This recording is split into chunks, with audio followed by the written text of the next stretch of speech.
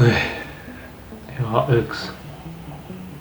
So it looks like we went through all that stress and ideas and prototyping time.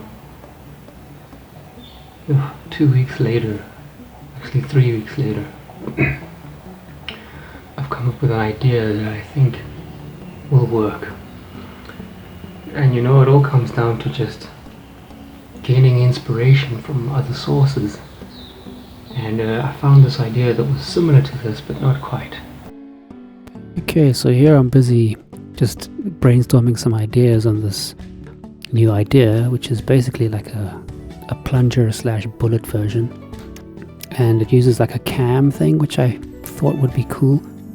But at the end of the day, you know, the cam didn't work out. Here you can see the cam in the middle there, and then on either side is the hoppers and these skinny little push rods, which didn't work, and I eventually redesigned them to be sort of rectangular bars that go, you know, in and out of a channel, just to keep them secure.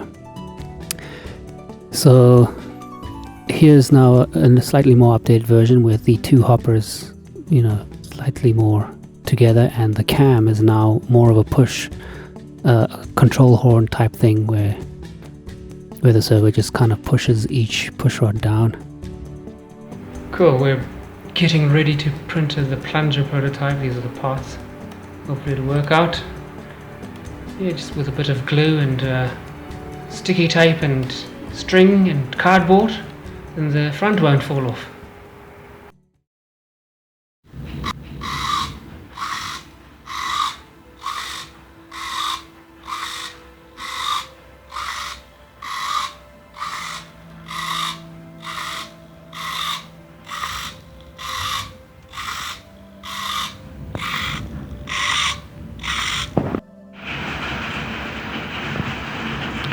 Let's see what happens at the bottom.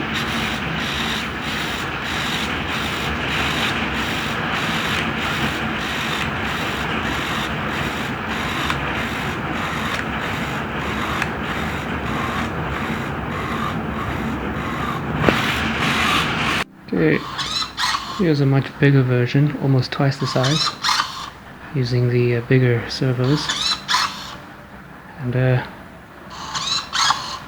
so far so good. Seems to function properly. And the Arduino seems to have no problem powering this situation. And mind you, that spring is quite hefty, it's too much actually. And it's powering through this thing quite nicely.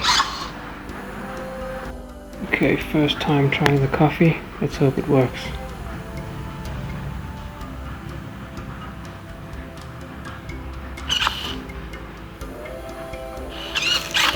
Ooh, seems like it's working.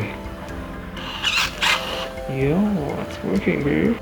Okay, so basically this idea didn't really work. It's too complicated, there's too many moving parts and you need a spring and all that, and the coffee kind of gets jammed. Even though there's no like friction between plastic and plastic, it still gets jammed. And here are some honorable mentions, some other ideas that we had. This is like more of a disc, and this is the slightly bigger one. So the problem with this is basically the same as the very first idea we had, is that it's plastic on plastic friction. And here's the working of it. So there's the sugar goes in to the little container cylinder, and then this is where the friction starts, you see. Here's another situation. So basically, as you can see, those small red cylinders, now the sugar goes in at this position, and then there's a whole bunch of friction that happens along the way to the chute, and then there's where it falls out of the chute. So this is how it looks like in real life. As you can see, there's a lot of opportunity for friction to happen, and ultimately I did test it out and it just didn't work. And here's a much simpler design, and it still didn't work because there's a lot of friction in between the plastic parts. So basically you know, the red barrel twists, as you can see there, and delivers the sugar out from the bottom chute.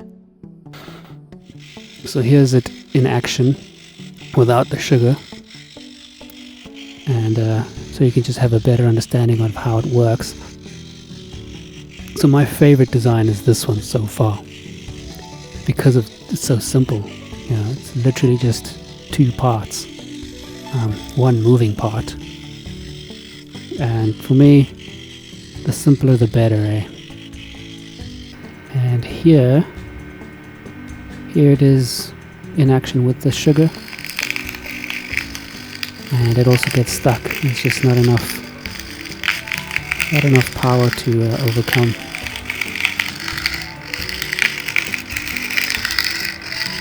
Lovely grinding sound.